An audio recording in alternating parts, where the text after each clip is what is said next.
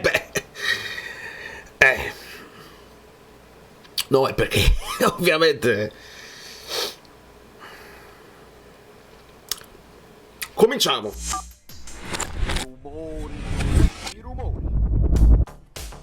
Allora, benvenuto Mario Gargiulo. Non possiamo dare il benvenuto a Vega, onestamente. Lasciate un like. E come faccio a chiedervi un like? Ve lo chiedo lo stesso per me che sono sveglio di notte, che faccio il video, ve lo faccio uscire di notte perché ho la possibilità, stando a New York, sono sveglio. Il resto dell'Italia si sveglierà alla spicciolata, si renderà conto di quello che è successo e ci sarà da ridere. Lasciate un like per la ricostruzione e anche perché, perdendo io visualizzazioni mentre tutto YouTube faceva i video reagisco alle giocate che ha preso il NAP, io non ho fatto nessuno, ho fatto il video di analisi tattica per parlare della partita, le parole di Garcia. Perché le parole di Garcia. Io non ho fatto il video Gabri Veiga è ufficiale, io ho fatto il paragone tra Gabri Veiga e Koopman, ci possono servire tutti e due, chi è meglio per il Napoli. Era praticamente ufficiale, io lo capisco, fatele le visualizzazioni, è giusto che sia così. L'Here we go, Fabrizio Romano ce l'aveva dato. Ci dobbiamo arrivare con calma, dobbiamo ricostruire quello che ci ha detto Fabrizio Romano oggi, cioè per voi ieri notte, perché le prime reazioni, e ringrazio gli amici Bellini che nel gruppo degli abbonati non dormono,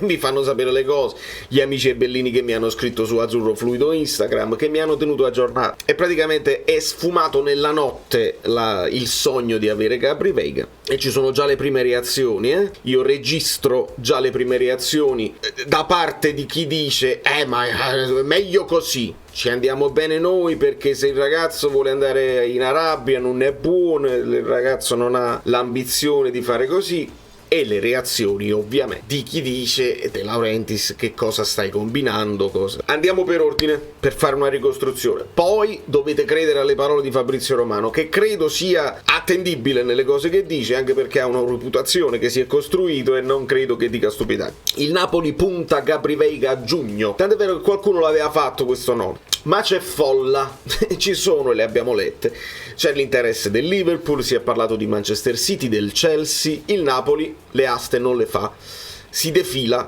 però il profilo l'aveva individuato. Dopodiché, visto che queste squadre inglesi non hanno affondato il colpo, perché poi possono avere altri interessi, non hanno la liquidità al momento, non ha importanza, il Napoli contemporaneamente alle offerte che stavano arrivando dall'Arabia per Zielinski, parliamo di fine luglio, arriva l'offerta per Zielinski e il Napoli attacca per Veiga. Quindi quelli che hanno detto l'operazione di Veiga è slegata completamente da quella di Zielinski, io avevo dei dubbi e dissi: se il Napoli fa il colpo Veiga nonostante si tenga Zielinski è un grandissimo segnale e applaudiamo. Ma come si sviluppa la cosa? Il Napoli pensa di vendere Zielinski, attacca per Veiga, e sarebbe stata anche un'operazione logica.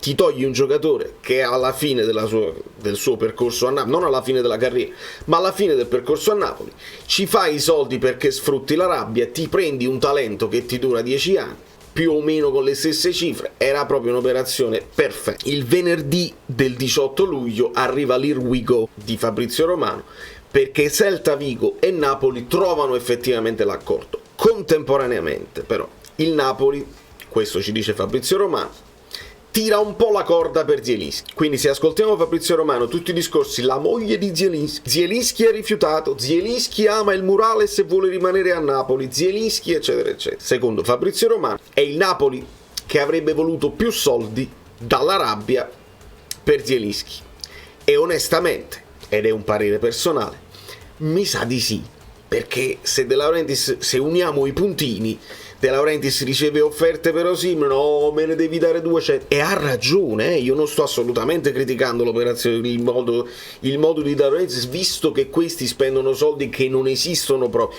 $500.000 ogni post di Instagram che fa Neymar, fa bene il Napoli a chiedere di più per Zielinski, vabbè, però loro non accettano.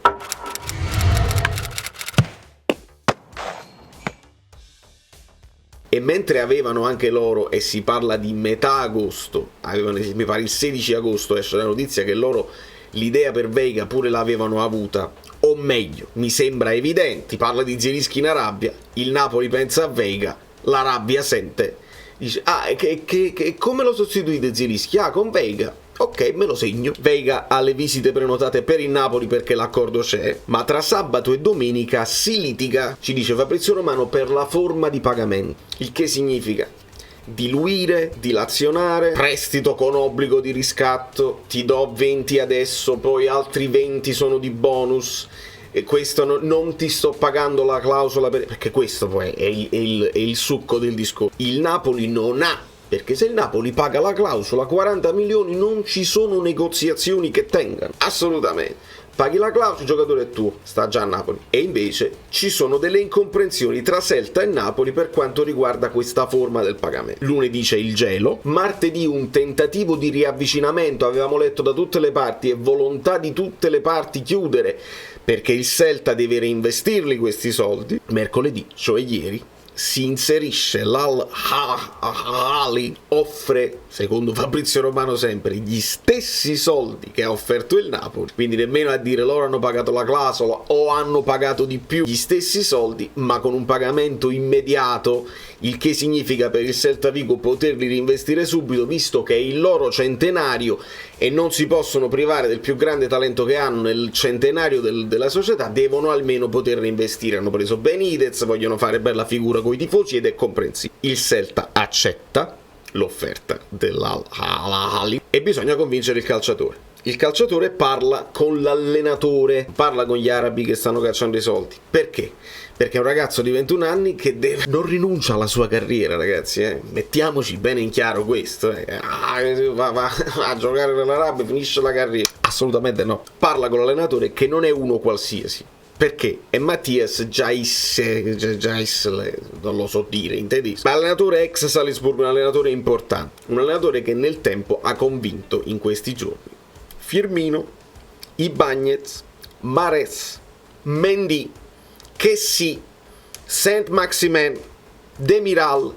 Insomma, è una squadra che, già se la dici così, è una squadra che probabilmente, qualcuno è più in là con l'età, la semifinale di Champions, onestamente, la può fare tranquillamente. E quindi un Veiga che parla con un allenatore che lo convince, tra l'altro è giovane proprio, quindi è anche un ragazzo influenzabile. Magari ascolti, fai una telefonata con Firmino e dici vieni, si sta benissimo, ci divertiamo, giochiamo a pallone, gli altri sono scarichi, ci divertiamo, facciamo la bella vita. Ti fai 2 anni, poi vai al Liverpool, ti faccio parlare io col presidente del Liverpool, non ti preoccupare, ma nel frattempo ci possiamo divertire insieme. Perché pare che abbia parlato pure con gli altri giocatori, perché non vai in una squadra così. Cioè, che cosa vinci in Arabia Saudita? Non vinci, però già ti alleni con Kessie che ti morde le gambe, devi far gol a Mendy, quindi è anche probabilmente allenante per lui. E l'idea secondo me è questa: se le vecchie glorie vanno lì a svernare per prendere l'ultimo contratto disponibile, se questi cominciano a prendersi anche i giovani e i giovani fanno un discorso di soldi subito, poi sono giovanissimo, sono fortissimo, posso tranquillamente ritornare in Europa, come è successo in tante altre occasioni, la situazione diventa pericolosissima per il calcio europeo e quindi Veiga accetta visite probabilmente a Parigi in questi giorni, loro non perdono tempo e si prendono un talento che era sotto osservazione da tutti i più grandi club europei. La riflessione è questa: si dirà che il Celta aveva già l'offerta degli arabi, che i procuratori, gli agenti del ragazzo, perché sono dei personaggi poco raccomandabili, magari hanno avuto più commissioni, sono stati pagati e quindi hanno convinto il Celta a negare a cambiare loro le operazioni con il Napoli e quindi è colpa loro, il Napoli fa bene a non cadere a compromessi. Si dirà questo, si dirà anche paga la clausola e te lo porti a casa, si dirà anche, e questo lo dico io, non si dirà, questo lo dico io, se vuoi fare tutto da solo, carissimo presidente, e non sono sarcastico, è difficile perché hai un carattere difficile e lo abbiamo visto, dici parolacce in fronte ai bambini che chiedono una fotografia, è difficile fare tutto da solo, ecco perché figure come Giuntoli, figure che si devono, lo può fare tranquillamente Melus, ma non lo dovresti fare tu. Abbiamo liquidato l'idea di Giuntoli in maniera troppo grossolana, troppo in fretta. Quella che Micheli, il top player. Abbiamo preso Nathan al posto di Kim, tutto da scoprire, non ho detto che è scarso e non ho detto che è un fenomeno, è tutto da scoprire. Può essere Thiago Silva, può essere Uvini e può essere anche Nathan. Può essere anche tranquillamente, non deve essere un fenomeno, non deve essere una pippa, può essere anche semplicemente Nathan, cioè un giocatore che può tranquillamente fare il suo percorso. Al posto di Kim però titolare abbiamo preso Cajuste, che è un giocatore che a me piace per quello che mi ha fatto vedere in highlights e quei pochi scampoli, però è comunque una riserva di Anghissà, e se Anghissà sta bene, Cajuste il campo non lo vede mai, mi sembra evidente. Hai tenuto Zielinski, il che a me fa piacere. Però questa è la situazione. Ora, il problema è un altro. A parte la reazione dei tifosi che sarà furiosa, sarà divisiva, perché si era creato troppo hype. E ieri ho detto questo ai ragazzi del gruppo abbonati, ho detto questo è meglio che non viene, perché si è perso troppo tempo, si è creata troppa aspettativa, e questo al primo gol a porta vuota che sbaglia dovrò difenderlo io da tutti quelli che dicono oh che abbiamo perso tutto sto tempo per chi sto 40 milioni ittati. Se ne è parlato troppo, dovevi chiudere più in fretta, quindi sotto certo punto di vista io vi dico addirittura meglio così. Però mi devi portare Cup Miners domani mattina, ed è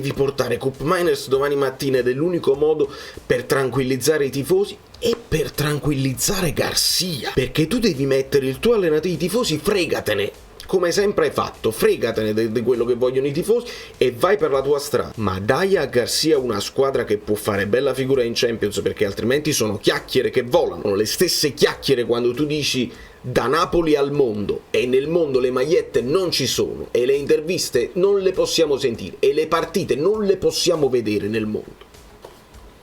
Quindi le chiacchiere. Meret, Gollini, Contini, Idasiak, togliamo Idasiak da mezzo, questi sono i portieri, va benissimo. Di Lorenzo Zanoli, se non succede niente, va benissimo. Rachmani Ostigard, va benissimo. Anche se qualcuno sta cominciando a dire Rachmani è lento, faceva tutto Kim. Vabbè, fidiamoci di Rachmani Ostigard. Juan Jesus Nathan, non è Kim. Nessuno dei due è Kim, speriamo che vada tutto bene. Mario Rui Oliveira, Mario Rui rinnovato come Di Lorenzo, va bene. Anghissà Cajuste, per me va benissimo. Lobotka, Demme non fa parte dei piani, via. Colisacco, non credo, c'è il buco. Zielinski è rimasto, amen. Elmas prima sua riserva, benissimo.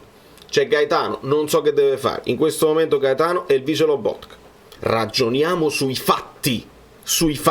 Kvar, Raspadori, Zerbin, abbiamo visto con il video di ieri le liste, si può togliere, non serve. Osimhen, Simeone, benissimo.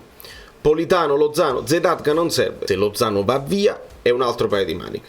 Puoi prendere Lindstrom o chi per loro. Questo è il Napoli. Questo Napoli può tranquillamente entrare nelle prime 4 in Italia. Non vi preoccupate, sono serenissimo. Questo Napoli, se Garcia non fa follie, può entrare e non ci sono problemi di infortunio, può entrare tranquillamente. Però attenzione a voler andare in finale di Champions, attenzione alla Coppa d'Africa che ti porta via Osimhen e Anghissà, e quindi Cajuste diventa titolare per un mese, Simeone diventa titolare per un mese e non hai le riserve di questi qua. Attenzione. Ve lo dissi tempo fa, solo chi segue assiduamente, io lo so che è difficile seguire un video al giorno, li faccio pure lui, però solo chi segue assiduamente un certo tipo di ragionamento sa che io vi dissi questo. La speranza è che De Laurentiis ci ha preso gusto, vede come è bello vincere a Napoli e vuole continuare a vincere. L'impianto di squadra ci sta, se tu puntelli, se aggiusti la difesa, non sei costretto a vedere i titolarissimi overperformare, li puoi far rifiatare, e Garcia mi sembra uomo che li vuole far rifiatare, li può far rifiatare, quindi devi migliorare un po' la panchina e puoi fare grandi cose. Già conservare Osimhen è un punto di è un momento di forza, è un segnale che dai, si poteva continuare a battere il ferro finché è caldo, con un Inter che ha perso molti elementi e li ha sostituiti, vanno valutati. Il Milan che ha cambiato moltissimo, la Juventus che senza coppe è un pericolo, però c'è sempre un allenatore che non convince, la Lazio, la Roma, poca roba. Il Napoli potrebbe ancora imporsi e dare il segnale, dice, mo vinciamo noi per un po', poi dopo voi vi riorganizzate. Così, perdendo il difensore migliore del campionato senza sostituirlo con uno già pronto, diventa difficile diventa più difficile. Si può sempre fare, però l'altro lato della medaglia De Laurentiis, speriamo che abbia preso gusto a vincere, l'altro lato della medaglia era De Laurentiis adesso si sentirà onnipotente, va via Spalletti, va via Giuntoli e lui vuole dimostrare faccio tutto io e vinciamo lo stesso. Spalletti non è nessuno, dammi i soldi della clausola, Giuntoli non è nessuno, ti mantengo così e poi ti libera all'ultimo momento con la Juventus, non siete nessuno, faccio io tutto.